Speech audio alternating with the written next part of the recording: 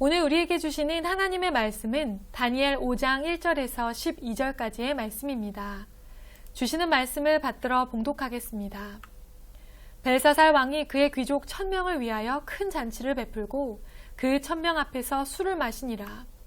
벨사살이 술을 마실 때에 명하여 그의 부친 느부갓네살이 예루살렘 성전에서 탈취하여 온 금, 은 그릇을 가져오라고 명하였으니 이는 왕과 귀족들과 왕후들과 후궁들이 다 그것으로 마시려 함이었더라.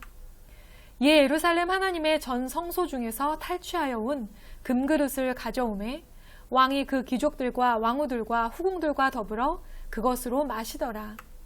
그들이 술을 마시고는 그 금, 은, 구리, 쇠, 나무, 돌로 만든 신들을 찬양하니라. 그때 사람의 손가락들이 나타나서 왕궁 촛대 맞은편 석회벽에 글자를 쓰는데 왕이 그 글자 쓰는 손가락을 본지라. 이에 왕의 즐기던 얼굴빛이 변하고 그 생각이 번민하여 넓적다리 마디가 녹는 듯하고 그의 무릎이 서로 부딪힌지라. 왕이 크게 소리질러 술객과 갈대아 술사와 점쟁이를 불러오게 하고 바벨론의 지혜자들에게 말하되 누구를 막론하고 이 글자를 읽고 그 해석을 내게 보이면 자주색 옷을 입히고 금사슬을 그의 목에 걸어주리니 그를 나라의 셋째 통치자로 삼으리라 하니라. 그때 왕의 지혜자가 다 들어왔으나 능히 그 글자를 읽지 못하며 그 해석을 왕께 알려주지 못하는지라. 그러므로 벨사살 왕이 크게 번민하여 그의 얼굴빛이 변하였고 귀족들도 다 놀라니라. 왕비가 왕과 그 귀족들의 말로 말미암아 잔치하는 궁에 들어왔더니 이에 말하여 이르되 왕이여 만수무강하옵소서. 왕의 생각을 번민하게 하지 말며 얼굴빛을 변할 것도 아니니이다. 왕의 나라에 거룩한 신들의 영이 있는 사람이 있으니 곧 왕의 부친 때에 있던 자로서 명철과 총명과 지혜가 신들의 지혜와 같은 자니이다. 왕의 부친 느부갓네살 왕이 그를 세워 박수와 술객과 갈대아 술사와 점쟁이의 어른을 삼으셨으니 왕이 벨드사살이라 이름하는 이 다니엘은 마음이 민첩하고 지식과 총명이 있어 능히 꿈을 해석하며 은밀한 말을 밝히며 의문을 풀 수 있었나이다. 이제 다니엘을 부르소서. 그리하시면 그가 그 해석을 알려드리리이다 하니라. 아멘. 겸손한 인생을 높이시는 하나님이라는 제목으로 오늘 주시는 말씀의 은혜를 함께 나누겠습니다. 느부갓네살 왕의 시대가 끝이 나고 그 뒤를 이어 벨사살이 왕위에 오릅니다.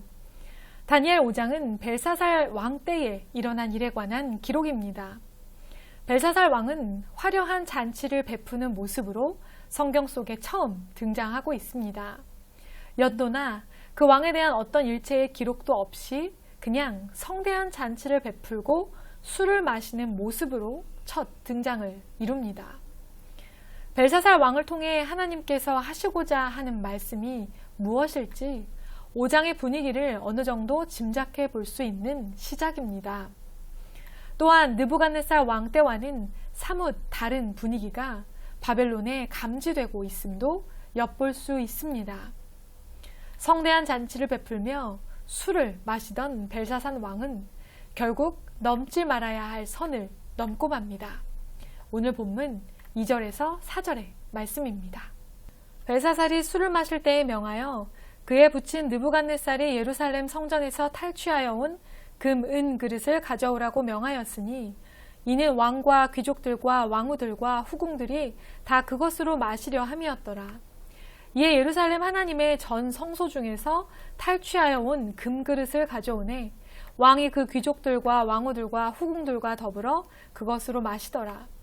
그들이 술을 마시고는 그 금, 은, 구리, 쇠, 나무, 돌로 만든 신들을 찬양하리라. 아멘. 왕위를 세습받은 왕은 왕권을 강화하기 위해 잔치를 벌이는 경우가 많습니다. 수많은 귀족들 앞에서 자신을 주인공으로 높이며 자신의 지위와 권력을 자랑하는 것입니다. 벨사살도 마찬가지였습니다. 1000명이나 모이는 이 큰 잔치를 벌여 자기 권세를 드러내려 했습니다. 그러나 문제는 이 과정에서 벨사살 왕이 술에 취해 이성을 잃고 갑자기 예루살렘 성전에서 탈취했던 금, 은, 그릇을 가져오라고 명령한 것입니다. 예루살렘 성전 기물들로 술을 마시려는 목적이었습니다. 그리고 그렇게 술을 마신 후에는 금, 은, 구리, 쇠, 나무, 돌로 만든 신들을 찬양하였습니다. 사실 느부갓네살 왕은 바벨론을 강대국으로 이끈 대단한 왕이었습니다. 그렇게 대단한 왕의 뒤를 이어 왕이 된다는 것은 매우 부담스러운 일이었을 것입니다.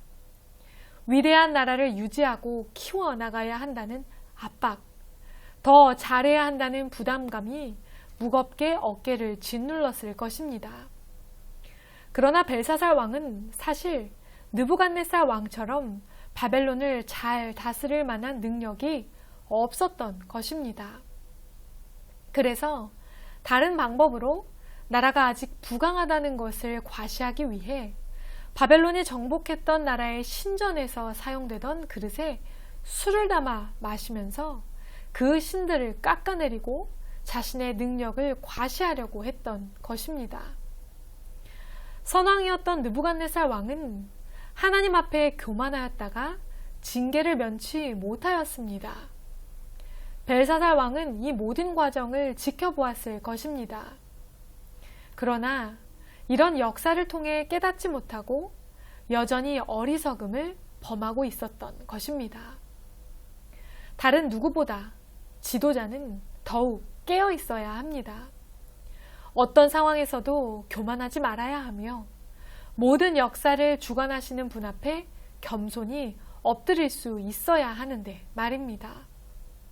그때 벨사살 왕에게 기이한 일이 일어납니다. 그때 사람의 손가락들이 나타나서 왕궁 촛대 맞은편 석회벽에 글자를 쓰는데 왕이 그 글자 쓰는 손가락을 본지라. 이에 왕의 즐기던 얼굴빛이 변하고 그 생각이 번민하여 넓적다리 마디가 녹는 듯하고 그의 무릎이 서로 부딪힌지라. 아멘. 그때 사람의 손가락들이 나타나 촛대 앞에 있는 왕궁의 석고벽 위에 글을 쓰기 시작하였습니다. 왕은 술에 취하고 정신이 없는 잔치 중에서도 손가락이 글을 쓰는 것을 분명히 보았습니다. 벨사살 왕은 그 글씨가 심상치 않음을 바로 느낍니다. 조금 전까지 잔치를 즐기던 그의 얼굴빛이 변하고 공포에 사로잡혀서 넓적다리에 힘을 잃고 무릎을 서로 부딪히며 떨기까지 합니다. 알 수 없는 꿈으로 두려움에 사로잡혔던 느부갓네살 왕이 떠오릅니다. 세상 모두가 동경하는 왕의 자리에서도 꿈과 이상한 장면으로 인해 순식간에 공포에 사로잡히는 인간의 연약함이 다시 한번 부각되는 순간입니다. 벨사살 왕은 즉시로 그 글씨를 해석하고 싶어 합니다.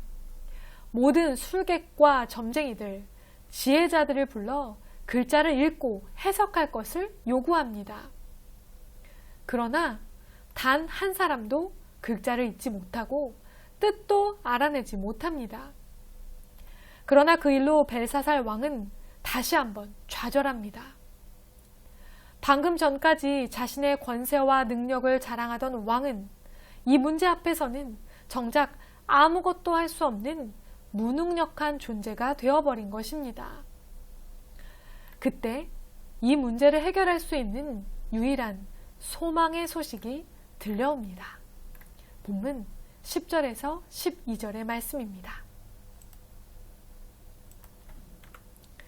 왕비가 왕과 그 귀족들의 말로 말미암아 잔치하는 궁에 들어왔더니 이에 말하여 이르되 왕이여 만수무강하옵소서. 왕의 생각을 번민하게 하지 말며 얼굴빛을 변할 것도 아니니이다. 왕의 나라에 거룩한 신들의 영이 있는 사람이 있으니 곧 왕의 부친 때에 있던 자로서 명철과 총명과 지혜가 신들의 지혜와 같은 자니이다. 왕의 부친 느부갓네살 왕이 그를 세워 박수와 술객과 갈대아 술사와 점쟁이의 어른을 삼으셨으니 왕이 벨드사살이라 이름하는 이 다니엘은 마음이 민첩하고 지식과 총명이 있어 능히 꿈을 해석하며 은밀한 말을 밝히며 의문을 풀 수 있었나이다. 이제 다니엘을 부르소서. 그리하시면 그가 그 해석을 알려드리리이다 하니라. 아멘. 왕비는 느부갓네살 왕 때부터 오랜 시간 바벨론에 있으며 지혜를 베풀었던 다니엘을 기억하고 추천합니다. 다니엘은 명철과 총명과 신들의 지혜와 같은 지혜를 가진 사람으로 알려져 있었습니다. 이제 알 수 없는 두려움에 사로잡힌 벨사살 왕에게 유일한 소망이 될 사람은 오직 다니엘 뿐인 것입니다. 글씨가 무엇이고 어떤 내용인지는 내일 본문을 통해 함께 또 살펴보게 될 것입니다. 하나님은 교만을 반드시 무너뜨리십니다. 창세기 11장 4절 말씀입니다. 또 말하되 자 성읍과 탑을 건설하여 그 탑 꼭대기를 하늘에 닿게 하여 우리 이름을 내고 온 지면의 흩어짐을 면하자 하였더니 아멘. 인류 역사의 초창기부터 인간은 틈만 나면 교만하려고 하나님처럼 높아지려고 스스로 가장 높은 자리에 오르기 위해 몸부림쳐 왔습니다. 주신 분도 앗아가시는 분도 하나님이심을 깨닫지 못한 채 어리석은 삶을 살아온 것입니다. 이렇게 어리석은 교만을 부리던 벨사살 왕은 나라의 멸망을 이끄는 장본인이 되며 스스로도 적국에게 목숨을 잃게 되는 비참한 운명을 맞이하게 됩니다. 인류의 원죄도 모든 것을 허락하셨으나 허락하지 않으신 단 한 가지를 인정하지 않았던, 즉 하나님처럼 되려는 인간의 교만에서 비롯된 것임을 우리는 잘 알고 있습니다. 어떤 상황에도 교만은 하나님께 용서받을 수 없는 죄인 것입니다. 이런 상황 속에서도 잠시 잊혀진 존재였던 다니엘은 다시 한번 모든 지혜자들 위해 높이 세워질 기회를 맞게 됩니다. 하나님께서 높여 세우셨고 그렇게 세우셨음에도 교만하지 않고 잠잠히 하나님의 주권을 인정하며 그렇게 겸손한 삶의 자리를 지켜왔던 사람의 삶의 모습은 바로 이런 것입니다.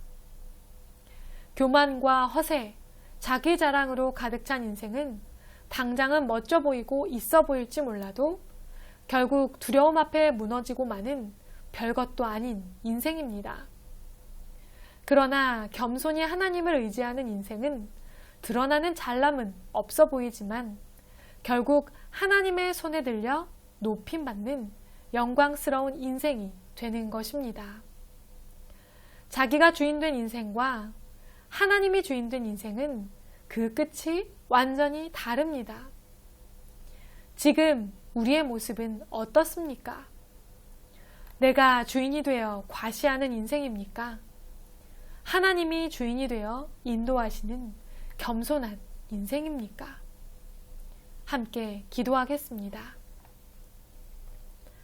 사랑의 하나님, 한나라의 왕이 또다시 알 수 없는 환상과 장면에 두려워 넘어지는 모습을 봅니다. 하나님, 세상 많은 사람들이 자신이 인생의 주인인 양 교만하며 살아가지만 작은 문제에 넘어지고 불안과 염려에 사로잡히는 연약한 존재임을 인정하지 않을 수 없습니다.